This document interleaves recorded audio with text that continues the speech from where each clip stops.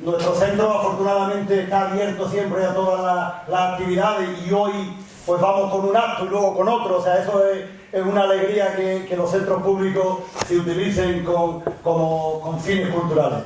Digo que hoy hacemos la presentación del libro de Rafael y es un triple orgullo para mí como director, naturalmente, de este centro y luego personalmente. La mesa que preside el acto, yo voy a terminar rápidamente porque la gente sale y siente con el micro y luego le gusta. Pero no, es verdad, muy rápidamente, la mesa que está aquí es un orgullo para este centro. Yo soy representante del centro y naturalmente los tres miembros, tanto la alcaldesa Isabel como el escritor Fernando y el presentador de la obra de hoy, Rafael, han sido antiguos alumnos de este centro, por tanto, ese orgullo triple de que ellos estén aquí hoy en la mesa presentando este acto cultural. Luego, naturalmente, porque Rafael es un amigo mío, o sea, no el amigo, bueno, que nos conocemos, nos saludamos, nos tomamos una cerveza, es bastante más. Podríamos decir que soy el hermano que yo no tengo y yo soy el hermano que él no tuvo, ¿no? Porque teníamos el colacao en el recreo, en el colegio, en el instituto, luego compartimos, tenemos un campo juntos, bueno, una cosa que más que hermanos, ¿no? O sea, que quizás algo mejor. Por tanto, que él traiga su segunda obra hoy y la presente, y la tercera ahí esperando que otro editor o editores se animen, bueno, pues es también una alegría. Y nada más, por mi parte que todos disfrutemos, que luego él va a tener una copita abajo, o sea que aparte del acto cultural, luego tenemos en el bar del instituto también un pequeño ágape y que sea todo un disfrute. ¿De acuerdo?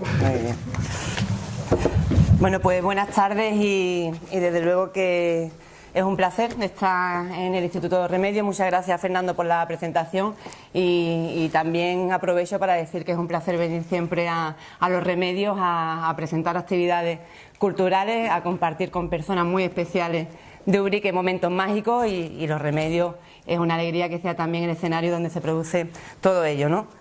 Bueno, yo quisiera transmitirle en primer lugar las felicitaciones a Rafa por este libro, también el agradecimiento a Treveris por haberlo editado y hecho posible. Y bueno, si bien Rafa me estuvo, bueno, pues me dijo, oye, cuento contigo para la presentación, desde luego me gustaría que me acompañaras y bueno, como alcaldesa no puedo perder nunca la ocasión de que personas que tienen este talento especial en la escritura, Rafa no es la primera vez que escribe un libro, ya en la presentación de Colapso pude acompañarlo también, pero es un placer que desde la institución como representante de Ubrique pues pueda estar arropándolo más allá de lo personal, ¿no? Porque Rafa es una persona entrañable, una persona que conocí también hace mucho tiempo y con la que he compartido también muchas veces impresiones ya personales y puedo aseguraros, y todos lo sabéis los que estáis aquí, que es una persona encantadora y que tiene dos pasiones en la vida. La primera su familia, como no puede ser de otra manera, y la segunda pues la escritura, ¿no? En la que hoy de nuevo pues vemos un resultado que seguro que nos va a llegar a todos muy adentro. Sé que tiene pendiente ahí, después de aquella primera novela, pues otro proyecto que esperemos que bueno, pues pronto dará luz, hay que tener ese ánimo. Y me acuerdo que cuando me dijo, me acompaña a la presentación, dije, oye, pero has terminado esa novela que habías comenzado. Dice, no, es otro. Y yo me sorprendo cómo alguien puede estar trabajando en dos proyectos de libros, porque yo sigo de verdad admirando, ¿no?, a las personas que son capaces de hilar historias, de construir escenarios, de hacer los personajes, pues bueno, cada uno en la trama de la historia que quiera contarnos, transmitir, comunicar al mundo el cómo ver determinadas situaciones, sean ficticias y reales, y me llegaba, la verdad que muy adentro, que fuera pues un libro, las 100 estaciones hacia el otoño, que son 100 microrelatos. He tenido ocasión de leer algunos de ellos. Le decía que me encanta el prólogo, que yo no lo voy a leer, me imagino que él tendrá ocasión, o bueno, si no ya lo leeréis los que estáis aquí, porque me parece que al final es un un libro que emana, seguro, Rafa, de los sentimientos más profundos, ¿no? En los que va a visualizar pues momentos que le habrán inspirado pues a lo largo de su vida, de su experiencia, momentos de todo tipo, ¿no? Pues como los que estamos aquí, pero que a lo mejor a algunos nos costaría poder plasmarlo en el papel, y repletos de felicidad y sobre todo buscando un destino, ¿no? Yo creo que al final en la vida hay que intentar de buscar esa meta por la que estamos en este mundo, intentar luchar hasta el final para conseguir lo que creemos que podemos aportar, y en eso creo que Rafa pues nos va a transmitir mucho con este libro, que me leeré íntegramente, lo que me falta. Y es un placer y un honor, Rafa, estar aquí contigo, con Fernando siempre, que apuesta, vamos, aparte de historiador y doctor en historia, pues es una persona que se vuelca en todos los aspectos de la cultura de Ubrique, especialmente con nuestros antepasados, con todo lo relativo a la historia de nuestro municipio, y es un honor estar con ellos aquí. Daros las gracias también por vuestro acompañamiento y bueno, y a decirle al mundo que llegó una obra que seguro que merece la pena tenerla en casa. Me alegra mucho que nos acompañe también aquí entre el público nuestro hijo predilecto, escritores también como David, personas que comparten esa pasión por la escritura, y bueno, adelante, y muchas gracias por también ofrecerme la oportunidad de estar aquí junto a ti. Buenas tardes y muchas gracias al Instituto de los Remedios y a su director, Fernando Corrales, amigo también, por habernos cedido este salón de actos para celebrar esta presentación del libro. También muchas gracias al Ayuntamiento por su colaboración, especial por siempre haber creído en los proyectos de edición del libro, de nuevo en un nuevo proyecto de edición. Muy agradecido, gracias a todos ustedes y por supuesto gracias al autor de cuya obra ahora hablaré. Bueno, ya ha dicho Fernando, la cuestión del procedimiento, que al final, a las 8 de la tarde, como tienen nuestros amigos los cineastas, tenemos que desplazarnos, nos vamos al bar, nos da una invitación, una consumición y podemos seguir repartiendo con el autor, donde él además firmará ejemplares de su libro. Impactado, conmovido, a veces con sentimiento de desasosiego. Esas fueron las palabras que yo le dirigí a él una vez que terminé de leer el borrador de lo que hoy es un libro acabado. Bueno, ya hemos dicho que se trata de una obra literaria del género del microrelato, donde se condensan en pocas palabras pensamientos profundos. Y decía que su lectura suscitó una mezcla de esas sensaciones. Diríase que es una obra que discurre avanzando en distintas etapas, como lo hace la vida misma, y a medida que progresamos en su lectura nos invade un sentimiento inquietante. La obra está dividida en varias secciones, no sé si tú pensabas decirlo, pero bueno, brevemente diré que son etapas que se definen con los siguientes nombres: por la senda de la vida y la muerte, por la senda del pensamiento, por la senda del odio, por la senda del amor y finalmente estación de destino. Pues decía que la sensación de inquietud era porque a medida que avanzamos la lectura tenemos la sensación de que la estación de llegada es una estación de término. Lo que sí quiero destacar es que detrás de estos breves retazos hay pensamientos, reflexión sobre las grandes preguntas del ser humano, desde la anécdota que se convierte en categoría. En varios pasajes se deduce la formación académica economista de Rafael. Esto parece evidente en varios capítulos, los llamados el desahucio, hambruna, liberalismo salvaje, deuda ilegítima, mercado laboral. Pero es un economista humanista, ya se lo he dicho muchas veces, de los que creen que la economía debe estar al servicio del ser humano y no al revés. Es decir, que ha sido gratificante cambiar durante unos días nuestros papeles durante este proceso de corrección de pruebas y de edición. De amigos desde la más tierna adolescencia y primera juventud, hemos desempeñado ahora el papel de autor y editor.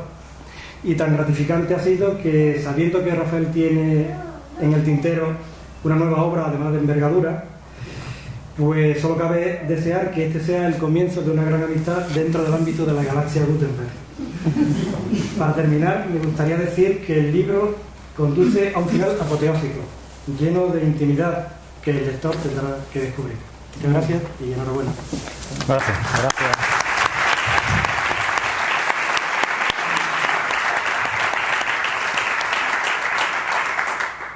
Bueno, yo, como veis, necesito apoyarme en una pequeña chuleta, porque mi pretensión es ser escritor, pero no orador. Orador, yo creo que es una de las asignaturas pendientes del sistema educativo español, es la oratoria. La oratoria tendrían que introducirla en las aulas desde infantil, ¿vale? Si me lo hubiesen introducido en mi época, pues no necesitaba yo mi chuletita y mis cosas. Bueno, pues muchas gracias por vuestra asistencia. Muchas gracias, además lo digo a corazón abierto, ¿eh? Yo diría que ojalá pudiese compartir con cada uno de vosotros y con cada una de vosotras la sensación tan placentera que produce en mí el sentirme tan arropado como me siento en este momento. Por eso, repito, muchas gracias por ese disfrute que hacéis posible con vuestra presencia. Bueno, gracias a mi amigo Fernando Corrales por facilitarme este lugar tan especial para mí y por sus palabras, que como él ha dicho son más de amigo que de director. Ya un poco lo ha comentado, pero vamos, por si alguien no lo sabía, Fernando Corrales y yo nacimos en la misma calle, con apenas un año de diferencia, nos criamos en la misma calle y aunque ya estamos en calles diferentes, pero seguimos muy cercanos, ¿vale? Así que muchas gracias a Fernando Corrales. Yo recuerdo cuando este salón era un destartalado gimnasio, cuando los días de lluvia dábamos las clases con goteras, sentados en mesas y sillas de formica, de aquellas como las que había entonces en los bares. Sin embargo, fue una época entrañable, fue una época emocionante, fue una época rica en aprendizaje, diría yo. Y precisamente de aquella época proviene esta afición por escribir. Gracias a Isabel, no solo por su apoyo como representante de la Delegación de Cultura del Ayuntamiento, delegación que ha colaborado en todo momento en la difusión de este acto y de este libro, sino sobre todo por su apoyo como persona, un apoyo que yo valoro entrañablemente. Gracias especiales, y recalco el adjetivo, gracias especiales a Fernando Sigli, de la editorial Trevery, por la confianza puesta en el manuscrito, por haber apostado por él y sobre todo por su seriedad profesional. Fernando Sigli se ha leído y releído el manuscrito minuciosamente, con una visión técnica admirable, analizando cada recoveco, proponiendo cambios, maquetando cuantas veces ha hecho falta y demostrando en definitiva un dominio del lenguaje impecable. Así que muchísimas gracias. Y por último, todo mi cariño para la crítica literaria más rigurosa y sincera, por sus opiniones constructivas sobre el texto. Y me estoy refiriendo a mi compañera de vida, que es mi esposa María del Mar. Antes de hablar de mi obra, me vaya a permitir un inciso para que colaboréis de alguna manera y en algún momento de vuestra vida, ya sea puntualmente o ya sea a lo largo del tiempo, con alguna ONG. Yo personalmente considero que es una obligación como ser humano que tenemos todos los seres humanos ayudar a otros seres humanos. Yo lo considero una obligación, pero en cualquier caso lo que sí es cierto es que es una satisfacción, es un disfrute. Y además hay 1000 maneras de colaborar, tantas como ONG. Seguro que alguna se adapta a vuestras posibilidades. Como ejemplo os pongo el caso de la ONG Dubabu, a la cual he cedido los derechos de autor. Es una ONG local, es una ONG obriqueña, cercana, que lleva a cabo una labor encomiable en África.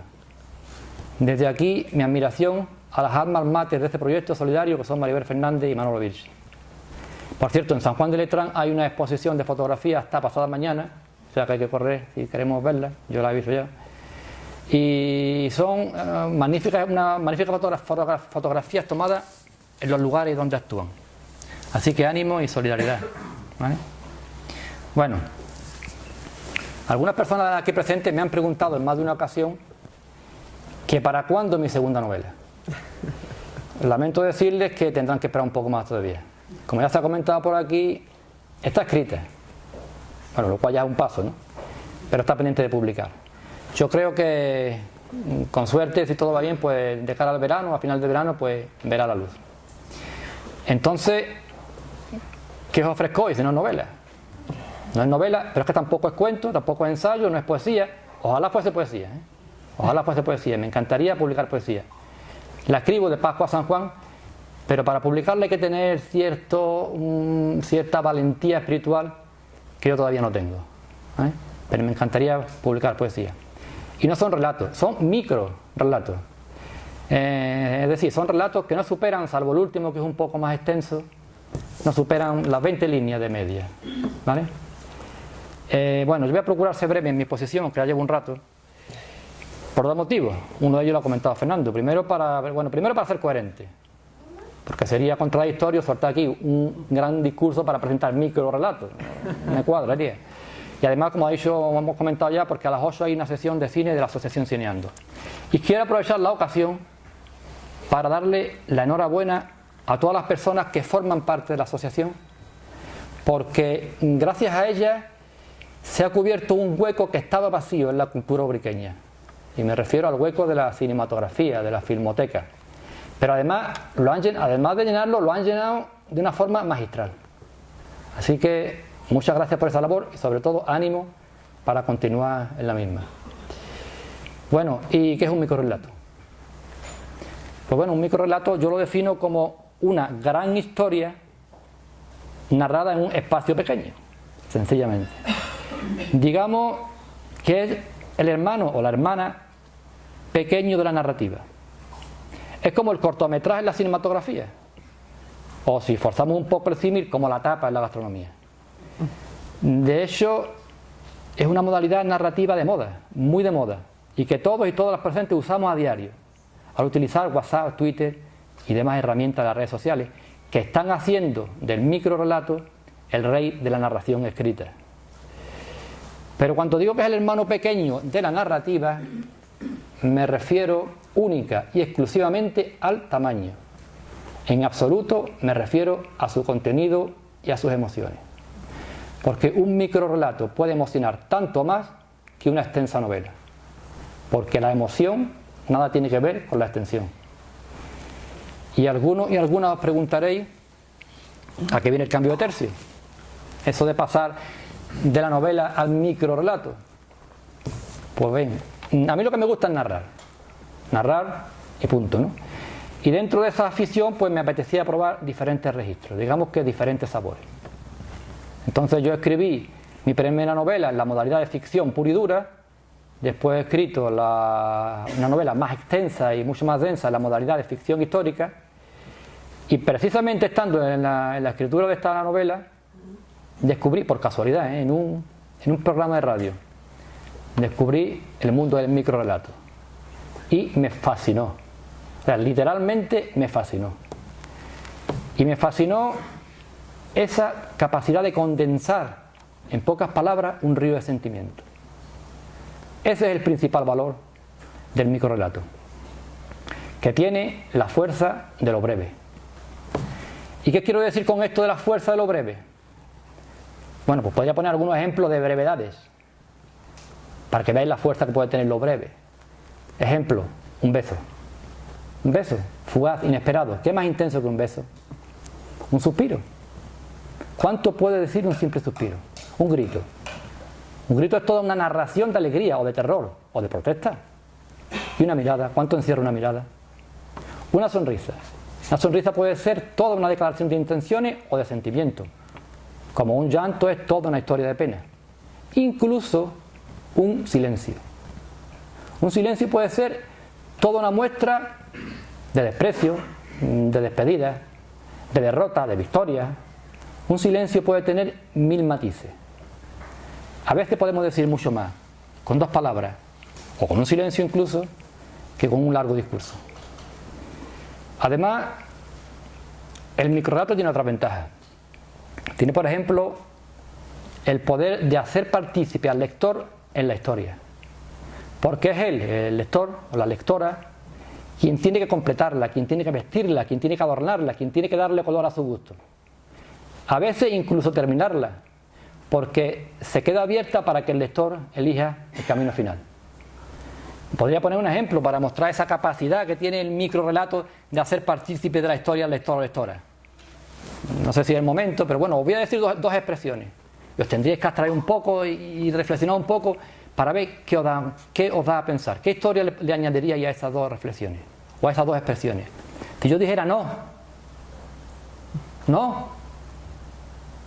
¿qué os da a pensar? ¿Qué historia le añadiríais? Y si en vez de no dijera al fin, Al fin, ¿qué os sugiere? Bueno, a mí no me sugiere nada de entrada, ¿no? En tan pocos segundos, pero bueno, quiero decir que todos y todas habéis oído las mismas palabras, ¿no? Y al fin. Pero a cada cual os habrá sugerido, o sugerirá, si lo pensáis más tarde, una historia diferente. Y son las mismas palabras. Esto es un ejemplo ciertamente extremo de microrelato, pero muestra esa capacidad del microrelato para espolear la imaginación del lector como ningún otro formato narrativo es capaz de hacerlo. En el formato de novela se describe minuciosamente el entorno, los olores, los sonidos, narrando todo tan al detalle que se deja poco margen a que el lector construya el espacio. En el microrelato, sin embargo, es todo lo contrario. Se narra solo la esencia, que el lector vestirá a su gusto. Por ello, en el microrelato, cada palabra, y repito, cada palabra es un mundo. Cada palabra es imprescindible. En un formato largo, como puede ser la novela, un adjetivo o un sustantivo de más que otro no repercute. Ni siquiera quitar o poner una línea. Incluso si nos saltamos una página, podemos retomar el hilo. Les podría contar aquí una anécdota de una novela que se titula Un poco más de azul, de un cubano residente en Barcelona y con ascendencia ubriqueña, su madre era ubriqueña, que se llama Manuel Reguera Saumel, que editó Editorial Barataria. Y hubo un fallo en imprenta. Se cambiaron el capítulo 14, enterito. Yo la novela la leí y ni me di cuenta. Cuando yo lo estoy comentando con él, digo, me he leído tu novela, me ha gustado, me dice, pues le falta un capítulo. Y yo, coño, y me lo mandó después fotocopiado en folio. Entonces, es a lo que yo estaba diciendo de que en un espacio largo puede prescindirse de ciertos trozos. En el microrelato, sin embargo, no es el caso. En el microrelato hay que escoger minuciosamente la palabra, esto es importante, hay que escoger minuciosamente la palabra al escribirlo y hay que dedicarse expresamente a cada palabra al leerlo. Y no solo a la palabra, sino a los signos de puntuación. Una coma puesta en un sitio u otro puede significar un mensaje u otro. Digamos que es tan pequeño el espacio que el elemento que lo ocupe ha de estar lleno de contenido, ha de estar lleno de sentido. Bueno, después otra ventaja del microrelato, pues que se puede leer, se puede releer de inmediato, 3, 4 veces, 5, las que hagan falta, cuantas veces se quiera para captar matices no sentidos en la primera lectura. Además, pues no se alarga la intriga del final capítulo tras capítulo, no se corre el riesgo de perder el hilo, de olvidarse de detalles de capítulos pasados. Bueno, fijaos si su lectura es fresca, su lectura es, digamos, cómoda, relajante, que los microrelatos que hoy presento los escribí en los paréntesis de descanso de la novela pendiente de editar. Es decir, me sirvieron como relaj, para reponer la fuerza de la inspiración. O sea, así de frescos son los microrelatos. Bueno, los microrelatos que os presento hoy, como ha dicho Fernando, yo los agrupo, los reparto en 4 grupos, que son 4 de los muchos espacios posibles por los que puede atravesar el ser humano en su existencia. Y los denomino, como ya lo dijo él también, por la senda de la vida y la muerte, por la senda del pensamiento, por la senda del odio y por la senda, cómo no, del amor. Como digo en el prólogo y también en un vídeo que hay de promoción del libro, hay personas que se empeñan en cruzar la vida por senderos hostiles, destruyendo, restando. Hay quien se esfuerza, sin embargo, en cruzarla por la senda de la bondad, aportando, construyendo. Otras veces es la fortuna ingrata quien nos empuja por senderos de enfermedad y de sufrimiento. En muchos casos la senda viene impuesta por la acción ajena, que en ocasiones es cruel y en ocasiones es humana. En la mayoría es mezcla del actuar ajeno y de la voluntad propia. A veces decidimos la senda presos del pánico.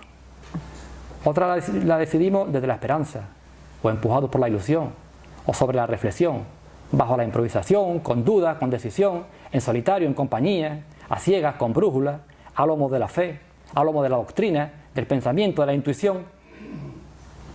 En ocasiones en nuestro caminar arrastramos a otras personas, o bien marchamos pasando desapercibidos, sin dejar rastro. Casi siempre el camino transcurre por más de una senda. La experiencia, las circunstancias, la razón, los sentimientos van haciendo que cambiemos de tren en algunas estaciones. En cualquier caso, sean cuales sean los senderos por los que transcurren nuestros pasos, La estación de destino es la misma, inexorable, equitativa y tajante. Por todo ello, es por lo que le llamo 100 estaciones, representadas en los 100 microrelatos que conforman la obra. Y finalizo este trayecto con un relato especial, un relato más extenso y además escrito en un estilo diferente, en prosa poética, al que llamo Carta de Otoño, y simboliza la estación de destino, la meta, la misma meta para todos los caminos. ¿Vale? Es decir, la vida puede transcurrir por muchos senderos. De hecho, cada caminante tenemos el nuestro. Pero el final es el mismo. Es el mismo e inalterable, igual para todos, inexorablemente equitativo y inexorablemente tajante. En definitiva, os dejo 100 sorbos de narrativa. Os dejo 100 bocados de muchos sabores, ¿eh? Los hay de humor negro, los hay metafóricos, los hay surrealistas, los hay satíricos. Son, digamos, 100 fotografías atemporales que pueden ser situadas en épocas pasadas, en la época actual o en épocas futuras. Porque en definitiva, los miedos, los sueños, las frustraciones, las necesidades o las metas del ser humano siempre han sido y seguirán siendo las mismas, aunque en contextos diferentes. Con el paso de las épocas ha cambiado el traje, digamos, la vivienda, la tecnología, el envoltorio, en definitiva, pero no el contenido, porque las emociones son idénticas en nuestros antepasados, en nosotros y en nuestros descendientes. Como digo, pues son 100 bocados y una guinda, diferente como todas las guindas, que habla de esa meta común en todas las vidas. Por cierto, la guinda fue escrita hace mucho tiempo, después escribí los microrelatos. En fin, bueno, a mí no me gustaría terminar sin animaros a que sigáis amando la lectura. La lectura de libros. Y recalco lo del libro porque leer lo que es leer, yo creo que el ser humano está atravesando por la época en que más se ha leído en la historia del ser humano. Se lee en todas partes, todo el mundo lee, a cualquier hora se lee. Pero se lee a través de WhatsApp, se lee a través de Twitter, de las redes sociales. Continuamente estamos leyendo. Por eso me refiero a libros, leer libros. Pero sobre todo, me gustaría que animarais a los más pequeños a leer, a los más pequeños y a las más pequeñas a leer libros. Y digo animar, no obligar, porque a la lectura hay que entrar con la sonrisa. Si se entra obligando, más pronto se sale. O sea que es mal camino eso de la letra con sangre entra, que se decía en mi época, es mal camino. Bueno, yo creo que nada mejor para terminar que una muestra,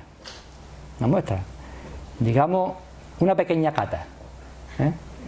Así que os voy a leer un microrelato, de los que os podéis encontraros por ahí. He cogido uno, casi al azar, y me ha salido uno de los microrelatos de los más espantantes, de los más duros, digamos, para que lo cojáis esto sin estiramiento, sin calentamiento. Lo encontraréis dentro de la senda de la vida y la muerte. Y se titula Hambre inocente, ¿eh? Hambre inocente, dice así. Las pequeñas barrigas vacías hacían gritar en silencio el hambre inmerecida de sus hijos, que aún eran capaces de sonreír sin rencor a la vida. Pero ni la bondad infantil podía ocultar aquel sufrimiento que intentaban aliviar sin conseguirlo con sus juegos inocentes. Hoy, por fin, al menos por un tiempo, podrían olvidarse de la hiriente penuria, aunque sea con el mismo guiso de carne cada día. Aquellas bocas rebosantes de bondad no comprendían cómo su padre se abstenía de aquel culinario disfrute merecido como personas. La sola sonrisa de los pequeños le hacía recordar con pena la sonrisa del que había sido en los últimos años su compañero de mendicidad. Lo eligió a él porque, a pesar de su miseria, era joven y se mantenía sano. Lo que más le costó fue descuartizarlo. Gracias.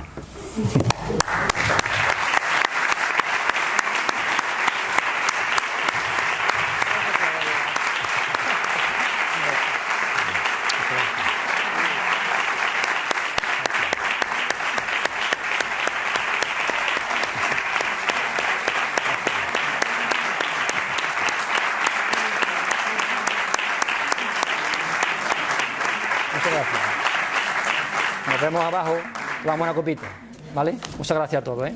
Muchas gracias.